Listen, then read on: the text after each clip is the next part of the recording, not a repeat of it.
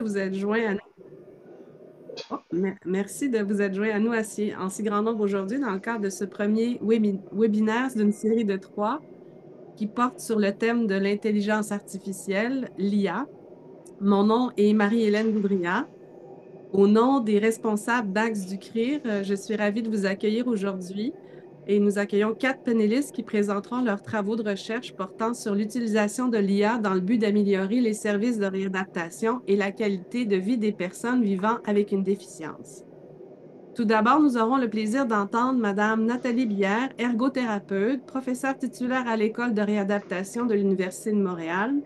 Elle est chercheuse senior FRQS et directrice adjointe au partenariat et à la valorisation du Centre de recherche de l'Institut universitaire de gériatrie de Montréal. Ces travaux de recherche ont pour but de favoriser le soutien à domicile des personnes aînées présentant des troubles cognitifs. Il vise aussi à développer des interventions s'appuyant sur des outils de santé numérique et la mobilisation des communautés. Pour ce faire, il utilise des approches de recherche collaborative incluant la recherche-action et les laboratoires vivants. Nous aurons ensuite le plaisir d'accueillir Madame Rachel Bousséral, professeure agrégée au département de génie électrique de l'École de technologie supérieure. Elle est titulaire de la chaire de recherche en ingénierie Marcel Govreau. Elle est également directrice associée de la recherche scientifique et technologique au Centre de recherche interdisciplinaire en musique, médias et technologie. Ses recherches portent sur le traitement des signaux et l'apprentissage automatique. Elle s'intéresse particulièrement à la surveillance de la santé, telle la respiration et la fréquence cardiaque à l'aide d'appareils auditifs, ainsi que de la détection précoce des maladies d'Alzheimer et de Parkinson à l'aide d'appareils portatifs. Cette présentation sera suivie de celle de Mme Samira Rahimi, professeure adjointe à l'Université McGill et à l'Institut québécois d'intelligence artificielle, communément aussi appelée MILA. Elle est titulaire de la chaire de recherche du Canada en IA et en soins de santé primaire numérique avancée. Elle est également une chercheure affiliée à l'Institut Lady Davis de l'Hôpital général juif.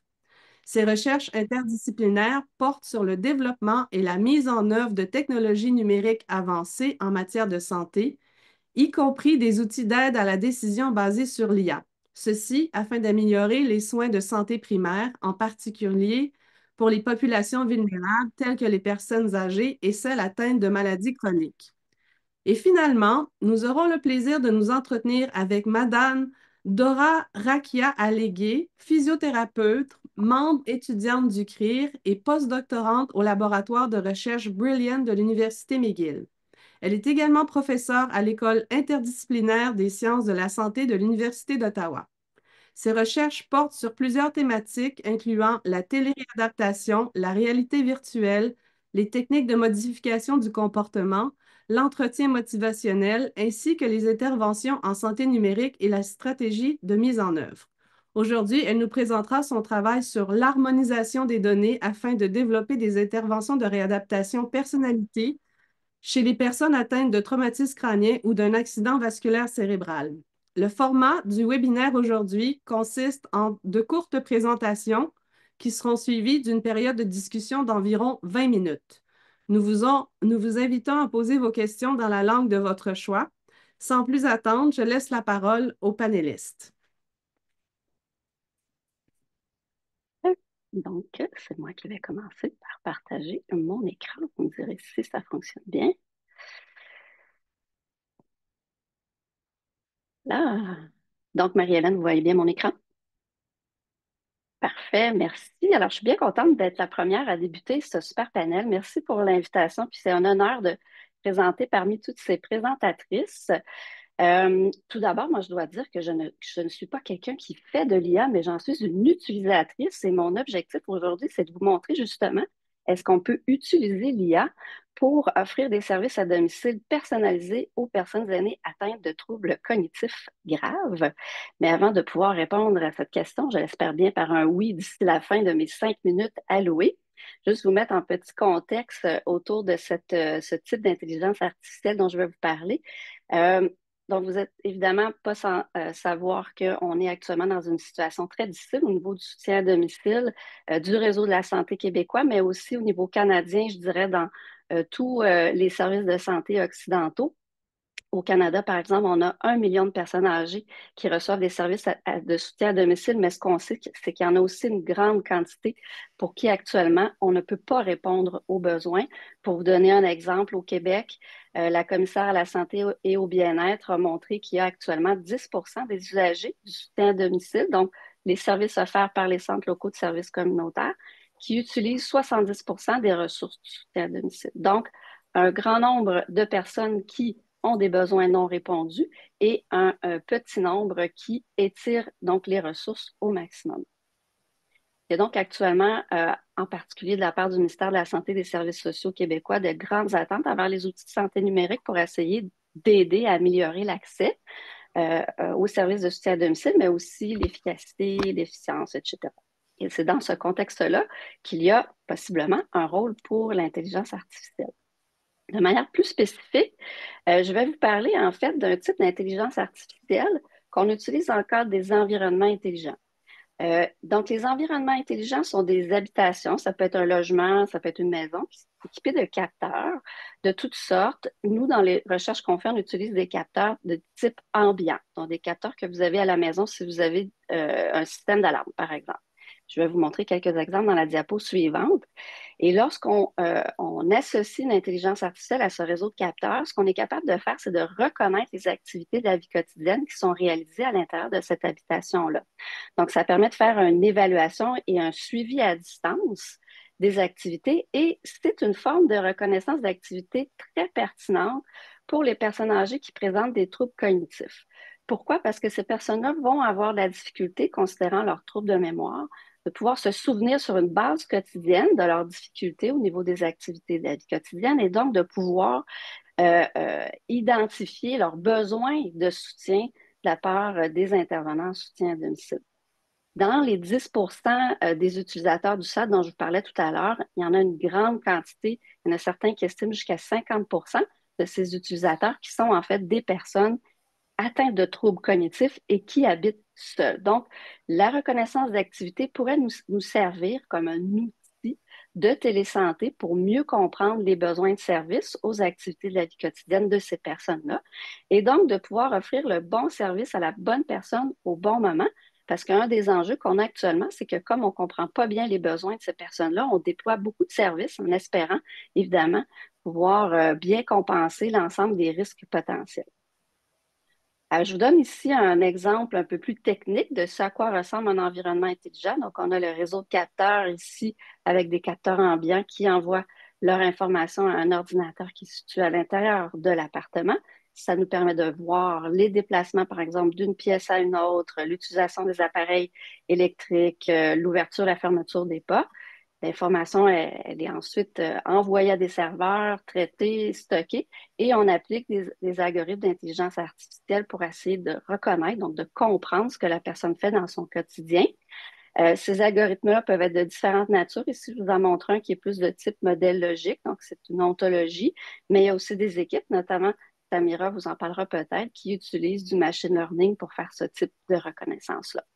Le défi ensuite, c'est de faire parler l'information pour qu'elle soit utilisable pour un intervenant du réseau de la santé. Donc, nous, on a travaillé très fort sur des interfaces qui permettent ensuite de mâcher cette information-là. Ici, on voit par exemple le temps passé dans les différentes pièces ou encore l'enchaînement des différentes activités à travers une période de 24 heures. On peut aussi focuser plus spécifiquement sur certaines activités, ici sur la préparation de repas.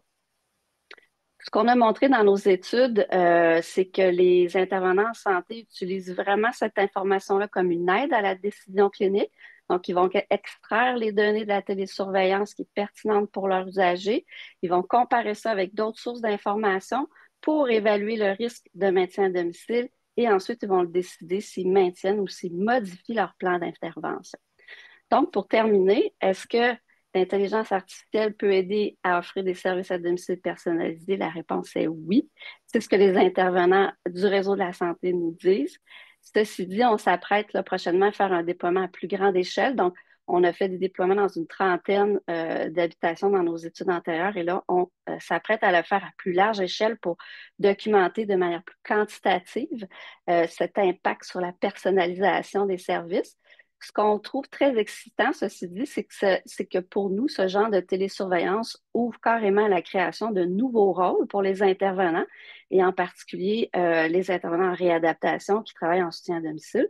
Ceci dit, on pourra en discuter pendant la discussion, évidemment. Il y a plein d'éléments à considérer autour de ce type de télésurveillance et notamment, bien sûr, des questions éthiques.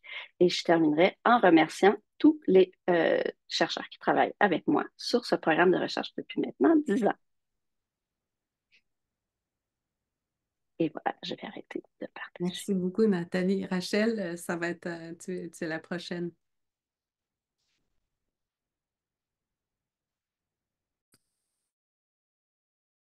Est-ce que vous voyez bien mon écran? Très bien. Parfait, merci. Donc, moi, je vais utiliser plutôt des capteurs qui vont venir aller sur la personne plutôt.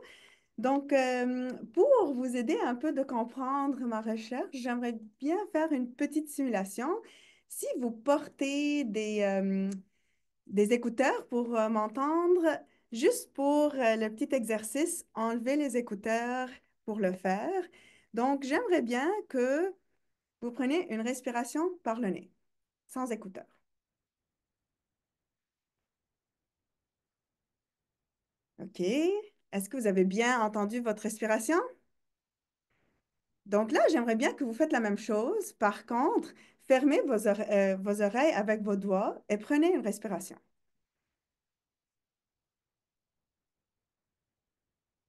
Donc là, idéalement, vous avez mieux entendu votre respiration. Et en fait, c'est à cause d'un effet qu'on appelle l'effet d'occlusion. Qu'est-ce que l'effet d'occlusion? C'est que quand je suis en train de parler ou respirer, avoir des battements de cœur et mes oreilles sont ouvertes, ces signaux-là vont pouvoir s'échapper de mon oreille, je ne vais pas les percevoir. Par contre, si je mets un dispositif intra-auriculaire qui vient occlure l'oreille, ce qui va arriver, c'est que ces signaux-là vont être amplifiés à l'intérieur de l'oreille, en particulier dans les basses et moyennes fréquences, et je vais pouvoir les capter avec un microphone. Je vais avoir accès à des signaux comme la respiration, la parole, les battements de cœur, la déglutition, les claquements de dents et même les clignements des yeux et les mouvements des yeux, juste avec un micro mis à l'intérieur de l'oreille. Pourquoi je vous parle de ça? On parle de IA. Pourquoi on parle de ça? Ben, nous, dans mon laboratoire, on est convaincus qu'on va pouvoir faire la détection précoce des maladies avec des technologies intra-auriculaires avancées. Et apprendre l'IA pour détecter tous ces signaux-là de l'intérieur de l'oreille. Comment ça? Ben, en fait, tous ces signaux que je viens de nommer, c'est des signaux qui sont affectés très tôt quand les gens ont certaines maladies neurodégénératives. Par exemple, pour les gens qui ont la maladie de Parkinson, ils vont avoir une mauvaise coordination entre la déglutition et la respiration. Donc, pouvoir dire que la personne a dégluté et que la personne a inspiré ou expiré après sa déglutition nous informe beaucoup sur cette personne-là. Parce que personne qui est même un proche va dire que ben, tu as pris une expiration après que tu as mangé ton gâteau et pas une inspiration. C'est pas quelque chose qu'un humain, même un proche, va pouvoir faire pour nous. Les personnes qui ont la maladie de Parkinson vont aussi avoir des changements sur l'articulation de leurs paroles. Et ces changements sont très, très subtils au début. Ça commence vraiment tôt dans la maladie.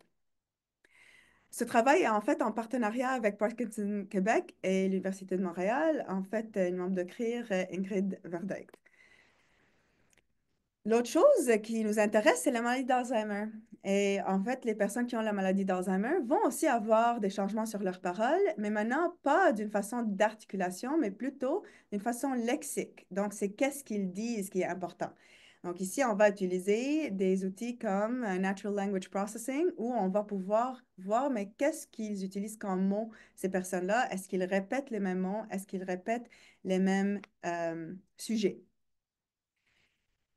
Et ils vont aussi avoir de la difficulté ou du stress dans des environnements qui ne devraient pas causer du stress. Par exemple, dans des milieux bruyants où ils doivent comprendre la parole. On a déjà utilisé les technologies intraorulaires avancées avec les signaux cardiaques pour détecter le stress juste en utilisant ces technologies-là. Et les mouvements des yeux, pour les gens qui ont une maladie d'Alzheimer, sont aussi affectés. Donc, les saccades, pour ces gens-là, sont différents pour les gens qui n'ont pas la maladie et on est capable de mesurer ou détecter les mouvements des yeux avec les technologies intraoculaires. Ce travail est fait en partenariat avec Douglas et Dartmouth-Gesell School of Medicine aux États-Unis. Donc, c'est ça, les symptômes de ces maladies-là peuvent commencer 10 à 20 ans avant un diagnostic soit posé. Et pourquoi? C'est parce que souvent, on traite la personne et on la compare à une population des gens. Mais on est toutes et tous uniques et comment nos symptômes se manifestent et nos anomalies se manifestent sont très, très différents. Et souvent, on regarde une modalité à la fois, la déglutition, la parole, les systèmes cardiaques, la respiration, les mouvements des yeux. On va chercher des médecins ou des personnes cliniciennes qui sont spécialisées dans ces endroits-là, mais on ne regarde pas toutes en même temps. Par contre, un dispositif intra-auriculaire a accès à tous ces signaux-là. Donc, notre idée, c'est d'utiliser l'intelligence artificielle, pas juste pour pouvoir détecter et classifier ces signaux-là. Donc, c'est ça qu'on fait maintenant, c'est de dire, ben, ces dispositifs sont capables de dire que ça, c'est une respiration qui vient du nez, ça, c'est une inspiration, ça, c'est une expiration. Mais plus tard, ce qu'on aimerait faire, c'est de détecter des anomalies qui sont dans un profil de la personne. Parce qu'on soupçonne, et on le voit déjà, que nos jeunes qui sont en santé portent déjà ces dispositifs-là durant une période élevée de la journée. Donc, on a un profil de comment ces personnes-là parlent, comment ils respirent, et on va pouvoir détecter des anomalies plus tôt que plus tard. Merci. Merci beaucoup, Rachel. I would like to invite Samira now to present.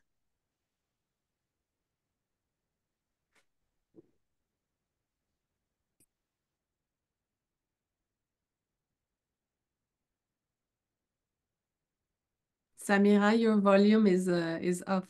Thank you. Yes, sorry. Common thing happening in Zoom meetings. So, All good. hi everyone. I'm gonna present my slides in English, but please feel free to speak in English or ask your question in English or French. So I'm gonna disclose that I don't have any potential actual conflict of interest in relation to this talk. And just to briefly introducing my research lab and the activities that we are doing. My lab is based at both Jewish General Hospital and Mila Quebec AI Institution, where I've trained over 40 trainees so far, including medical students, electrical and computer students, computer sciences students, and also those from social sciences and dentistry. So I'm very proud of the diversity I have fostered in my lab with over 70 of the trainees coming from minority groups and international backgrounds. So specifically, my lab is focusing on development and implementation of advanced digital health technologies, including AI technologies to facilitate decision-making among a vulnerable population, including older adults. And my lab is specifically focuses on bringing this technology into clinical practice, and we place communities and patients at the heart of our activities. My lab also works with different countries and hospitals and clinics and AI labs over 10 countries and supported by different funding agencies. So with that being said, I'm gonna focus on only two main pillars of my research lab and briefly on third pillar of my research lab and the activities that we are doing in terms of integration and use of AI among vulnerable population and promoting health equity aspect as well. So the first one is focusing on development and evaluation of advanced technology like AI system to enhance disease prevention and management for vulnerable population, especially the older adults. As a key emphasis has been we have been working on cardiovascular disease during the past years for the early detection of cardiovascular disease among older women, which is currently led to development of our Cardio Twin project that's funded by Government of Canada's NFRF fund. And this project aims to create the first digital twin in primary healthcare setting to specifically prevent CVD among older adults.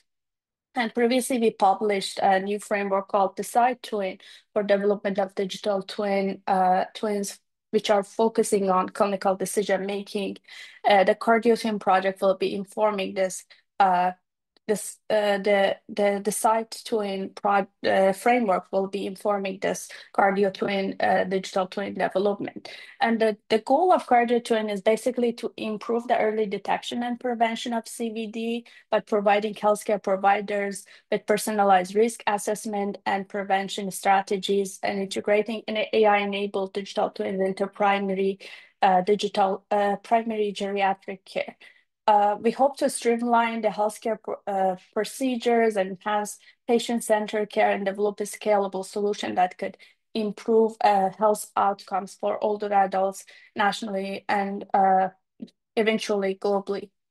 So in addition to cardiovascular disease prevention in my lab, we're also leading other projects focusing on other health areas, including mental health care, frailty. We focused on COVID-19 in long-term care facilities during pandemic. And we also conducted some preliminary research on using AI and humanized robots for early detection of mild cognitive impairments and Alzheimer's disease. That will expand in the upcoming years. But I will specifically focus on Hope and Aid project that we recently published one of these projects' results. So we released the Hope model recently that's available at GMIR Aging.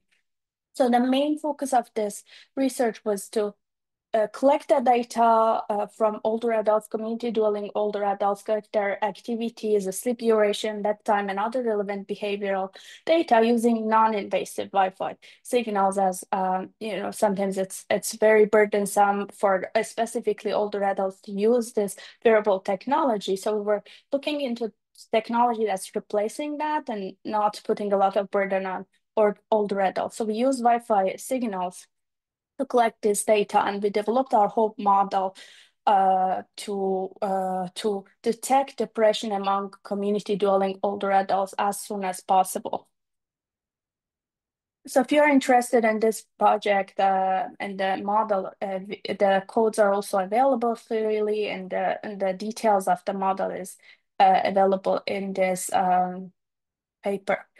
And our model outperformed other baseline machine learning models, and we conducted an explainability analysis to clarify the decision-making process and have better understanding of how the model arrived at its prediction, which was very interesting for us to look into. So we used different explainability approaches to have better understanding of the most influential features for classifying depression. And in both of the models, one important aspect that we found was percentage of the nights with sleep interruption that led to the early detection of depression among older adults. And I was really curious to look into, clinical studies and see if this is backed up with clinical studies. And I conducted quick literature in this area and found out that recent published studies in this area that they found also association between poor sleep quality and depression symptoms among older adults,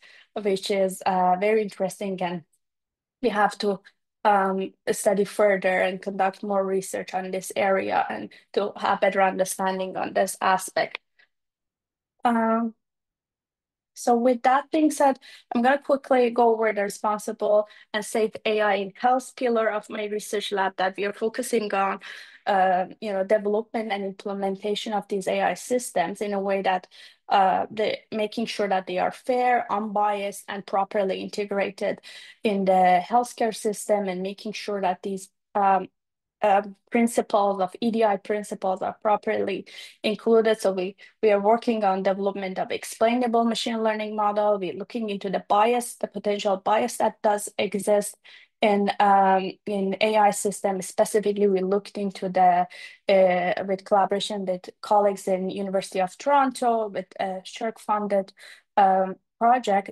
We looked into what are the algorithms, AI algorithms that are specifically age bias, and we identify some algorithms such as age recognition, facial recognition systems that are biased toward age, and we developed and published the result of this study.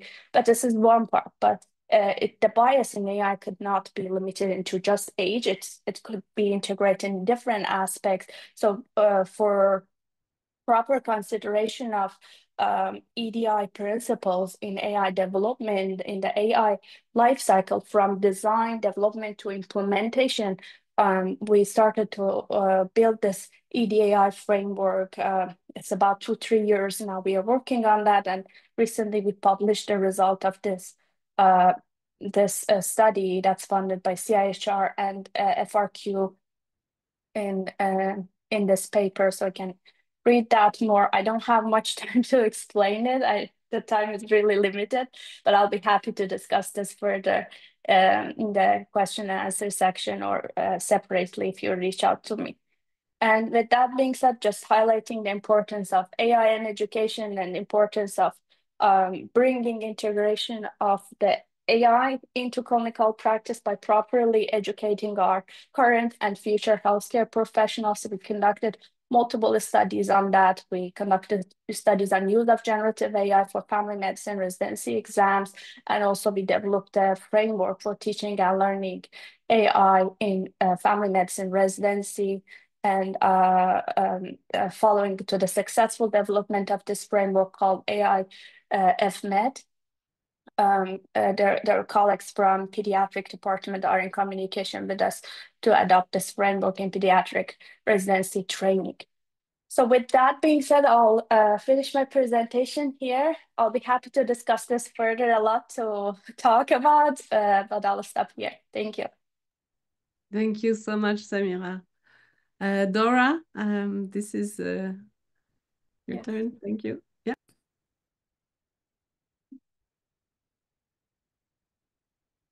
Do you see my screen? Yes, perfect. Ok, parfait. Donc, les slides sont en anglais, puis je vais faire la présentation en français. Merci beaucoup pour l'invitation pour présenter aujourd'hui.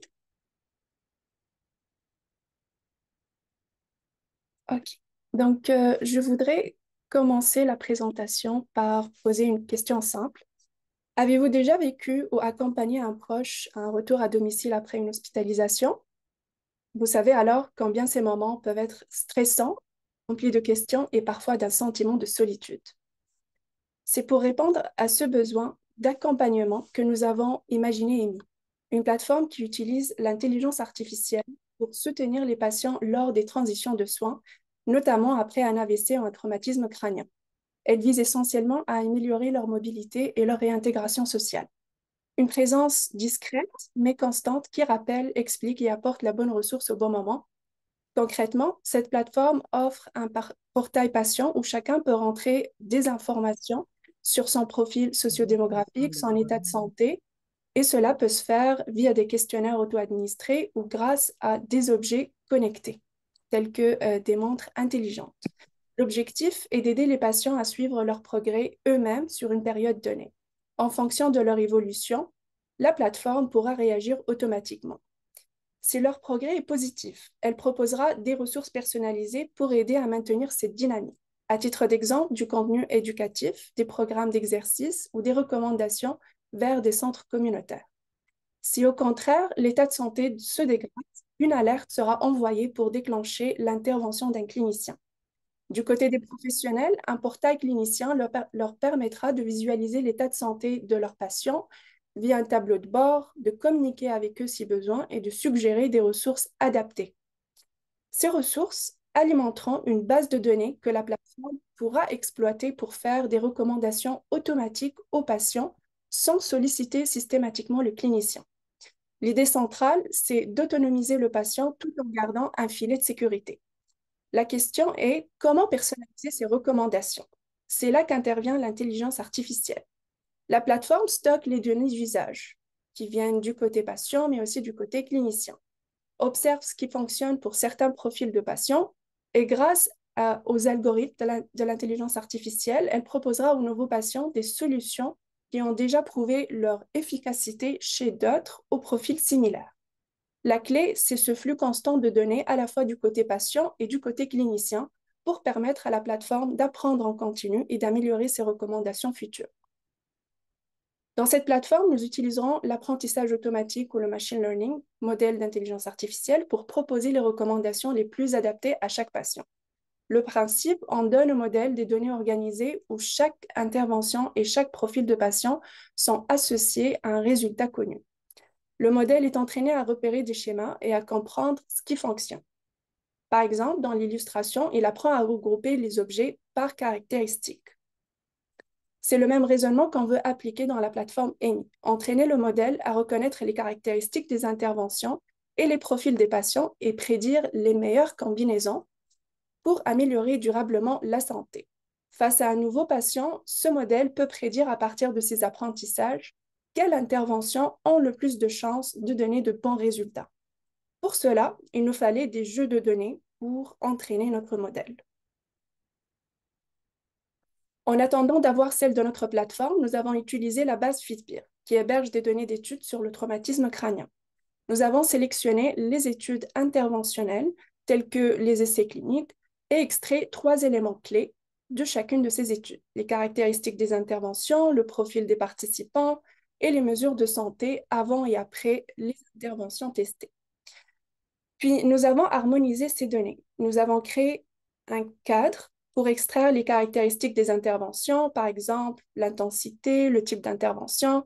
Pour les résultats de santé, nous avons utilisé la classification internationale du fonctionnement pour les regrouper en plusieurs dimensions, telles que la dimension cognitive, émotionnelle, équilibre ou physique. Les données sociodémographiques plus structurées ont été plus simples à catégoriser. Par exemple, on a le sexe masculin-féminin.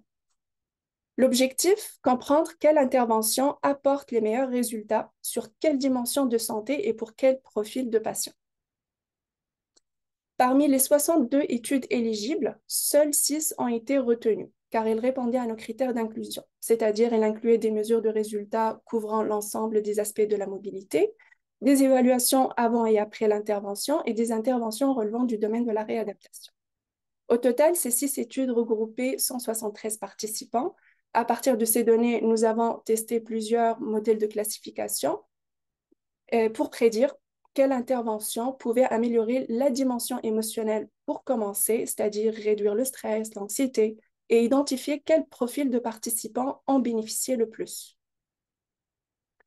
Nous avons pour cela extrait, nettoyé et harmonisé les données, puis structuré l'ensemble dans un cadre d'analyse permettant de visualiser les tendances.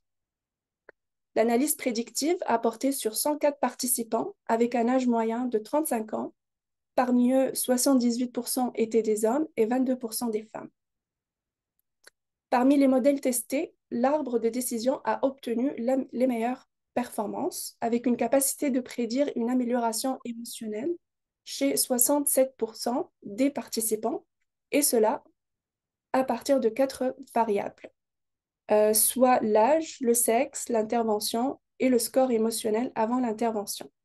Autrement dit, le modèle a démontré qu'il était capable de prédire quelle intervention semblait être la plus efficace pour améliorer la dimension émotionnelle qu'on avait testée préalable, et cela selon le profil du participant en termes d'âge, de sexe, mais aussi de leur score avant l'intervention. Ces premiers résultats sont encourageants, mais doivent être interprétés avec prudence en raison de la taille limitée de l'échantillon, du faible nombre de variables et de données manquantes. Cette étude démontre néanmoins la capacité d'harmoniser les données issues de sources diverses et d'appliquer l'intelligence artificielle dans le domaine de la réadaptation. Elle met également en lumière les enjeux majeurs auxquels nous faisons face, soit le manque d'informations détaillées sur les interventions, la limitation des jeux de données disponibles et la présence de données incomplètes. Sur ce, je vous remercie pour votre attention et voici un petit aperçu de notre belle équipe. Voilà, merci. Merci beaucoup à nos panélistes. Je sais que c'est des présentations courtes, mais le but, c'est vraiment d'avoir une conversation. En fait, quand j'ai invité les panélistes, je leur ai demandé euh, était la source pour laquelle on utilise l'intelligence artificielle. Fait que je vous invite à soit lever la main ou écrire les questions dans le chat, mais peut-être que ce à quoi j'ai pensé quand je vous écoutais, je me demandais, est-ce que quand vous avez élaboré vos recherches, l'intelligence artificielle ou les algorithmes étaient à la base des recherches ou ça vient après? Est-ce qu'il fallait que cette technologie-là existe pour que vous puissiez faire vos recherches ou c'est en ayant déjà des jeux de données ou une étude en tête et puis là, ça vient ajouter? Fait quel a été le processus pour que ces algorithmes-là entrent dans votre programme de recherche? Peut-être toi, Nathalie, c'est des capteurs qui existaient déjà. Comment ça, tu sais, qu'est-ce qui fait qu'à un moment donné, tu te dis, ben là, j'y vais, j'ai besoin de quelque chose qui est capable d'intégrer tout ça. Ouais, ben en fait, effectivement, les capteurs existent. On peut s'acheter ça en vente libre, mais sans qu'on y mette cette couche de plus d'intelligence, on ne peut pas en tirer grande information, en fait, hein. Ça reste quand même assez basique. Donc, effectivement, ça venait pas mal ensemble. Mais ceci dit, on a commencé avec des algorithmes vraiment de base pour être capable de bien travailler sur notre concept, sur nos prototypes, sur ce qu'on voulait faire de manière plus concrète aussi avec le personnel de la santé, parce qu'on a tout fait ça, nous, en co-construction. Puis graduellement, donc, le type d'algorithme se complexifie pour qu'on puisse être plus précis, pouvoir traiter plus d'informations. Donc, je ne sais pas si je réponds à ta question, mais en fait, oui, effectivement, nous, sans ça, je ne pense pas qu'on aurait pu avancer de la même façon. OK. Et puis toi, Rachel, est-ce que la conception de l'outil d'occlusion existe ou est là en ayant déjà en tête le concept d'intelligence artificielle quand tu mets non? OK, je te laisse aller. Non, non, c'est ça. En fait, moi, j'ai fait mon doctorat en communication dans le bruit, donc c'était un dispositif qui était plutôt pour la protection auditive. Puis, c'était vraiment utilisé pour améliorer la compréhension dans des milieux bruyants. Mais on avait tous ces autres signaux-là qui venaient, en fait, l'effet d'occlusion, c'est quelque chose qu'on ne veut pas, en fait. OK. Les musiciennes, ils ne veulent pas entendre cet effet d'occlusion. Ça nuit un peu à leur performance. Mais c'est des signaux qui sont très informatifs dans un contexte de santé.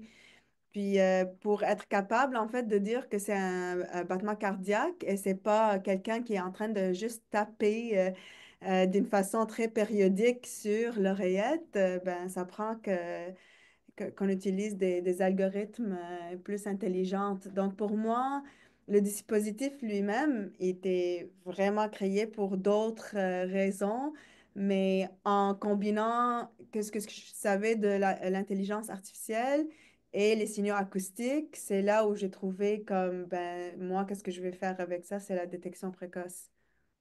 Merci. Uh, Samira, maybe I was wondering, I mean, for you, was the AI, the skill that you have, and then you wanted to apply it, or what's the path in which AI integrated in your program?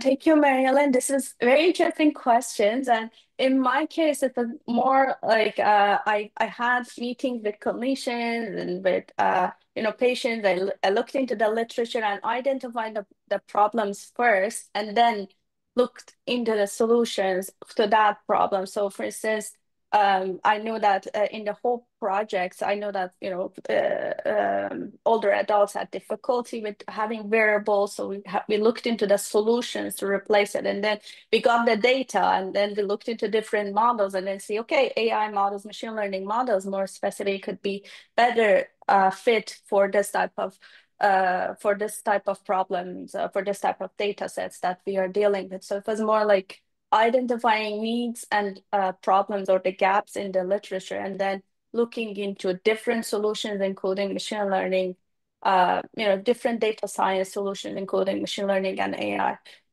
to solve those solutions. It was the past that we used. And how do you know that a data set is good to use in the context of AI? What are your criteria to know that it's a good one to test? Well, that's a very tricky question, but it's basically the quality of the data that we are dealing with the amount of quantity of the data that we are dealing with was something that defined if we can use this machine learning models to deal with that type of data. And then it was not one specific machine learning, but we looked into multiple machine learning methods and identify which one has better performance to solve this type of data, to solve and deal with this type of task or problem, rather than nowadays this generative AI, now it's popular, but before that was deep learning. It was an area that was popular and hot topic, and everyone was looking into solutions that they can use deep learning to solve those problems, looking into the problems to solve using deep learning. But I believe it's very important that we keep an open mind on all methods and look into which one could better fit with our specific task or problem that we want to solve, rather than just focusing on hot topic or popular machine learning models to use. Dora, for you, l'harmonisation est au cœur de ce que tu fais. Alors, toi, ce que tu essaies de faire, c'est déjà de contrôler les données que tu vas prendre. Donc, quel est le processus qui fait que on décide d'harmoniser? Quels sont les critères d'harmonisation dans le contexte comme toi? Parce que là, tu testes ton algorithme sur une donnée qui n'est pas la tienne et là, tu en retires des connaissances. Est-ce que ça nourrit pour pouvoir harmoniser ou créer une banque de données qui va être vraiment optimale dans le contexte de la question de recherche que tu as?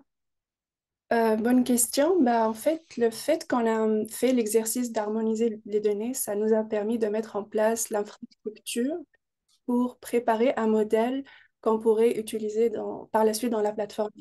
C'est vrai que les données qu'on a utilisées, c'était un peu use case pour voir si ce modèle-là pourrait fonctionner, puis marcher, donner des résultats sur des données issues du milieu de la réadaptation, mais c'est sûr que le modèle qu'on va intégrer à la fin dans la plateforme EMI, ça va s'entraîner avec les données qu'on va tirer du milieu dans lequel on veut implanter la technologie. Donc, le fait d'essayer de faire cet exercice d'harmoniser, ça nous a aidé à mettre en place des cadres qui permettent d'harmoniser les données sur les interventions en réadaptation, de créer un cadre aussi pour harmoniser les mesures de santé. Tout ça, ça va aider à préparer la création et le testing de différents modèles qui vont justement aider à répondre à notre objectif de créer cette plateforme EMI. Puis si je reviens un peu à la question précédente, est-ce que l'IA a apparu avant ou après le Oui, projet EMI? oui. Je dirais que c'est venu vraiment après. Parce que OK. l'idée d'avoir émis, c'est comme un outil, une plateforme qui héberge différentes ressources pour la personne et ces ressources-là sont à la base recommandées par les cliniciens. Parce que sur Internet, on va trouver tout, mais on voulait quelque chose qui est basé sur les évidences, basé sur des décisions cliniques, informées. Mais on s'est dit que ça va forcément dépendre de l'intervention du clinicien. Mais étant la réalité actuelle de la charge de travail que connaissent les intervenants, on voulait quand même rendre l'utilisation de cette plateforme plus autonome du côté patient. C'est pour ça qu'on a commencé à comment automatiser les recommandations qui vont émaner de cette plateforme. C'est là qu'on a commencé à s'intéresser à l'intelligence artificielle et comment on pourrait implanter cette méthode pour proposer des recommandations automatiques sans solliciter systématiquement l'intervention humaine en général. Mais il fallait commencer par une intervention humaine parce il faut alimenter une certaine base de données basée sur des décisions cliniques pour utiliser cette base de données pour par la suite l'entraîner avec le modèle et après on pourrait, entre guillemets, se fier des recommandations qui pourraient émaner du modèle, entre guillemets. Je pense que la question suivante de Mindy Leven ici, concerne un peu justement le clinicien au centre de ça, parce qu'il y a de la collecte de données, il y a un projet, c'est contrôlé, mais le but, c'est que ça puisse vivre et que ça puisse exister pour que ça ait un impact réel. Samira, toi, you seem to have already thought about that, integrating AI practically in clinical in medicine. So, is it well accepted, or what are the barriers that you see? Because it's really you're creating a tool, but the goal is that it lives on its own, right? That it does its job and then it helps people. So, what are the good aspect or the barriers that you see through that? Yes, so this is a very important question because it really goes to where AI can have an impact in real world. And we conducted a study actually a few years ago on looking into all AI interventions that has been implemented and or tested in community-based primary healthcare settings. And we found over 95% of the studies that they published is just stayed in the development and pilot study stage. They didn't go to the implementation stage. So very few studies, AI studies, goes to implementation stage.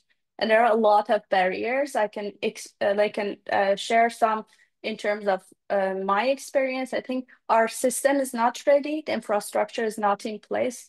The people and who are in the system are not ready. They are not well trained on AI. They are either over relying or having and seeing AI as the magic bullet to solve all of their problem, or they don't trust AI at all. So I think we have to work on the education side of our current clinicians and also future clinicians who are working in the healthcare system to have better understanding of what AI is and how they can implement it in real clinical practice. We have to work on the infrastructure level, the infrastructure that we have in our clinics and hospitals, making sure that these systems are properly integrated, and work on more seeing this sort of project as a collaboration, a collaborative effort. It's really collaborative efforts. It's not one person's work.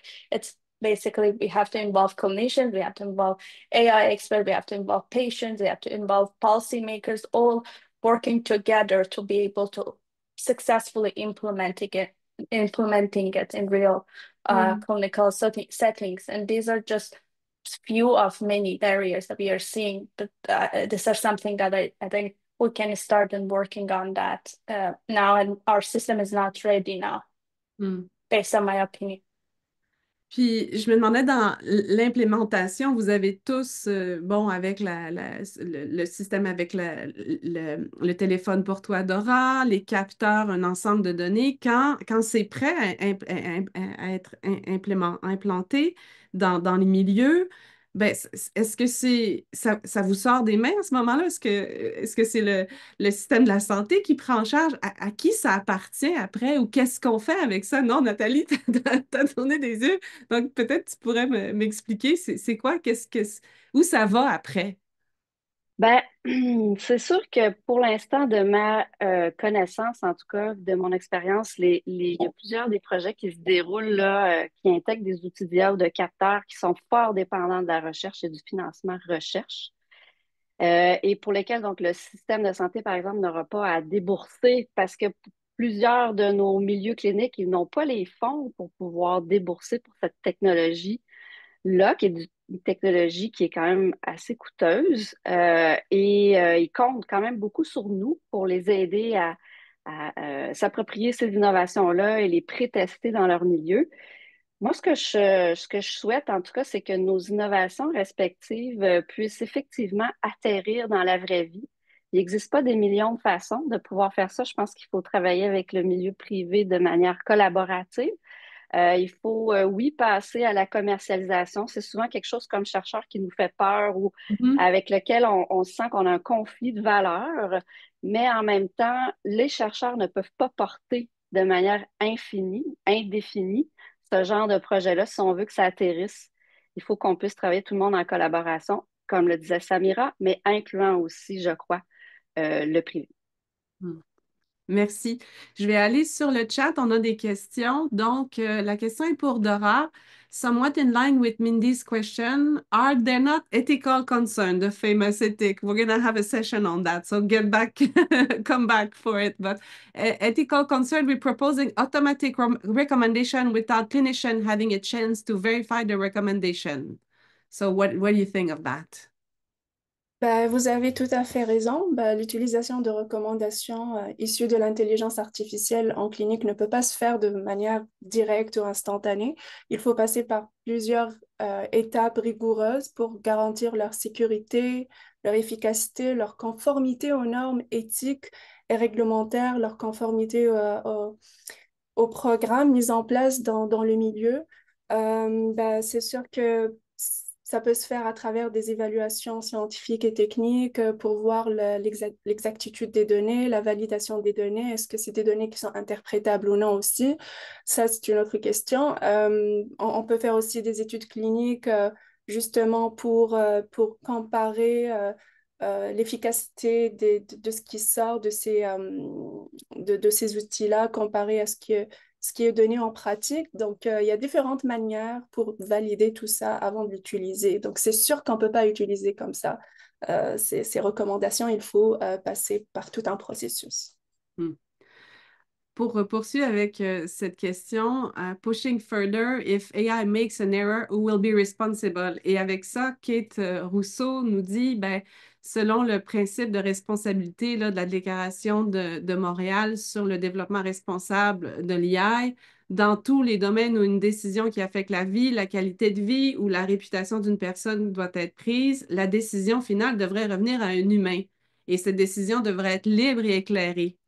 Avez-vous l'impression que c'est réaliste dans le contexte social dans lequel nous sommes, mais aussi dans le contexte de vos études? Est-ce que vous trouvez que ces principes-là sont appliqués? Applicables, respectés? Vas-y, Rachel, j'ai vu que tu as ouvert ton micro. Ben, moi, je pense que c'est sûr que maintenant, il y a tout un domaine de reliable AI, right? Donc, on a tout un domaine qui va vers qu'est-ce qui sort de tout ça et vraiment quelque chose. Est-ce que je peux me fier à ces résultats ou pas? Je suis complètement d'accord dans ce stade où on est maintenant. C'est pas l'IA qui fait la décision. C'est finalement c'est une aide à la Mm, décision. C'est toujours, mm, c'est pas une décision. mm, C'est une façon de mieux voir les données. Moi, c'est comme ça que je le vois, en fait. C'est un outil qui nous aide à mieux voir qu'est-ce qu'on a comme données et qu'est-ce qu'on a comme... des fois, des choses qu'on ne pourra pas voir sans cet outil-là. Donc, moi, je vois vraiment pas l'IA comme une remplaçant d'un clinicien ou d'une clinicienne du tout. C'est vraiment un outil qui va juste aider soit les cliniciens, cliniciennes ou la personne. Parce que dans mon cas à moi, c'est l'utilisateur qui va recevoir les données. Et mm. c'est il ou elle qui décide, en fait, qu'est-ce qu'ils veulent faire avec tout ça. Donc, je suis d'accord. L'IA, maintenant, c'est pas quelque chose qui fait une décision, c'est plutôt une aide à la décision. And you, Samira, working at Mila, the core of this statement, do you think it applies to all your studies? Because you end up finding factors, right? And then after Yes. that, like you can change policies and so on. So yeah, I would like to hear Yeah. that. Absolutely. Actually, they published like 2, 3 years ago a study on use of AI in clinical setting for clinical decision making, and they compared 3 groups. One decision making just by clinician, one decision making, the second one decision making just by AI system, and the third one decision making collaborative between AI and human together. And they found that like it was quantitatively evaluated. They evaluated the result, and they found that the decision that has been made in collaboration with AI and human had the highest accuracy and compared to the other ones. So I think this is the way that we have to think about that and see it more as a collaboration, not put the or all the responsibilities on the algorithm, and just let the algorithm to decide for us, or let the human with the limited data sets to make the decision, but more seeing it to use the power of AI and use it as a properly to make decisions as a human. So it's a sort of collaboration. I see that it's if we put human in the loop of the decision making and make it as a collaborative decision, it will lead to better results. At least one study showed that in one clinical settings, but I think it needs to be more study to be done. And for sure, it's not just AI to make a decision. I agree with what has been mentioned. Il y a Philippe Archambault qui parle, est-ce qu'on peut aussi penser à une utilisation directe d'outils AI par des personnes avec des incapacités en utilisant ChatGPT? Eh bien, Philippe, je t'invite à participer au prochain webinaire parce que nous allons avoir une réponse puisque François Routier va nous présenter justement une application directe avec l'utilisation de ChatGPT pour des personnes avec des problèmes de communication. Alors, ta question pourrait être répondue à ce moment-là. Écoutez, c'est déjà la fin. J'aurais l'impression que j'aurais voulu continuer cette conversation-là, qu'on fait juste goûter un petit peu à l'ensemble là, des connaissances ou des questionnements ou de l'application. J'en aurais pris plus. Alors, c'est la fin. Je tiens quand même à vous remercier, à vous chaudement, les quatre panélistes aujourd'hui qui ont accepté notre invitation. Je tiens à remercier aussi Mohamed Matouti qui a coordonné l'organisation de cette rencontre. Nous vous invitons à vous joindre à nos prochains webinaires qui auront lieu le mercredi 23 avril et qui portera sur l'aspect historique, les algorithmes existants et les ressources disponibles en AI pour vous, les membres du CRIR, et celui du jeudi 22 mai qui portera sur les politiques et l'éthique de l'IA en lien avec l'accessibilité pour les personnes présentant des déficiences. Alors, je pense qu'aujourd'hui, on a bien mis la table pour ces deux autres sujets. Je vous remercie de vous être joints à nous aujourd'hui et je vous dis à bientôt. Merci. Merci. Au revoir. Merci. Merci beaucoup, Nathalie, tu es encore là. Merci, Dora. Merci pour